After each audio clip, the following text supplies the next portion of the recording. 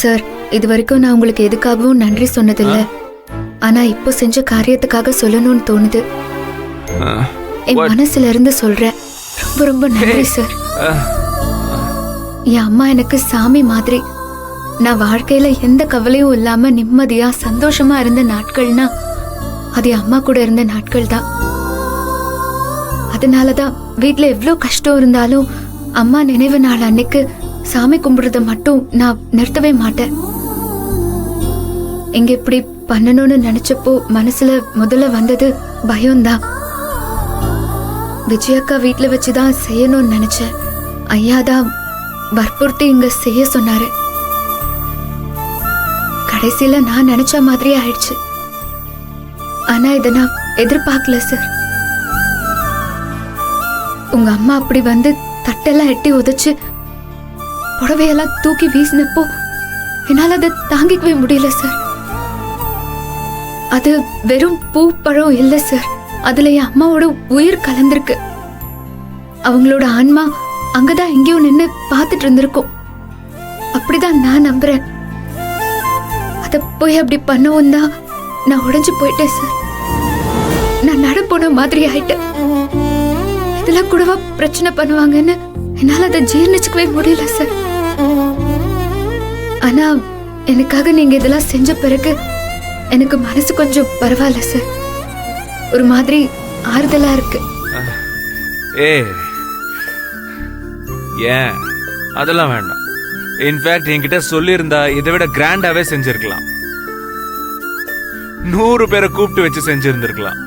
இல்ல சார், இதுவே ரொம்ப பெரிய விஷயம்தான். இது போதும் சார். என் வாழ்க்கை முழுக்க நீங்க செஞ்ச இந்த விஷயத்த நான் நினைப்பேன் சார். ஊருக்கு போனாலும் கண்டிப்பா நான் இதை மறக்கவே மாட்டேன். இதெல்லாம் அவ்வளவு பெரிய விஷயம் ஒண்ணும் இல்ல. Feel free cool down. Okay. ஆனா ஒரு விஷயத்துல உங்க மேல எனக்கு வருத்தம் தான் சார். வாட்? என்ன விஷயம்? இதெல்லாம் செஞ்சது நல்ல விஷயம்தான். ஆனா அதை எனக்காகவோ ஐயோ பாவம் யாரோ ஒரு பொண்ணு தன்னோட அம்மாக்கு திதி கொடுக்க முடியாம நிக்கிறாளேங்கிற பரிதாபத்திலயோ நீங்க செய்யல. வழக்கம் போல உங்க அம்மாவை வெறுப்பேத்த தானே செஞ்சிருக்கீங்க. பரவாயில்ல சார், அது தெரிஞ்சும் கூட சொல்றேன். ரொம்ப ரொம்ப நன்றி சார். No, never. நீ நினைக்கிறது தப்பு. இன்ஃபேக்ட் நான் மற்ற விஷயங்கள்ல நான் நடந்துக்கிறத பத்தி சொல்லு, நான் அக்செப்ட் பண்ணிக்கிறேன். ஆனா இந்த மேட்டர் இருக்குல்ல, இது நானே ஃபீல் பண்ணி தான் எல்லாத்தையும் பண்ணேன். ஆக்சுவலி எனக்கு இதெல்லாம் செஞ்சு பழக்கமே இல்லை. உண்மைதான், இதெல்லாம் என்னன்னு கூட எனக்கு தெரியாது.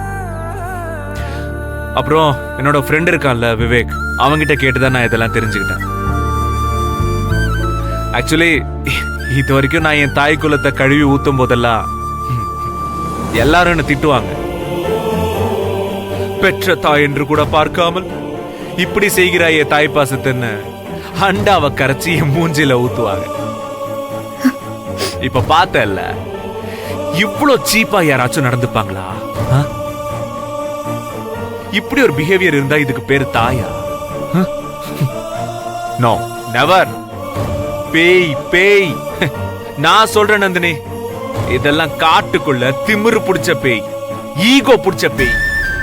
இதெல்லாம் மனுஷ ஜென்மத்துக்குள்ளேயே சேர்க்க கூடாது. கொஞ்சோண்டு மனிதாபிமானம் இருந்தா கூட இப்படி எல்லாம் யாருமே நடந்துக்க மாட்டாங்க. சாரி சார், நான் தேவையில்லாம ஞாபகப்படுத்திட்டேன்னு நினைக்கிறேன்.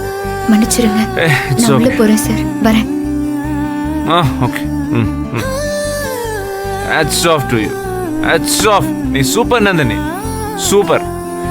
You are great.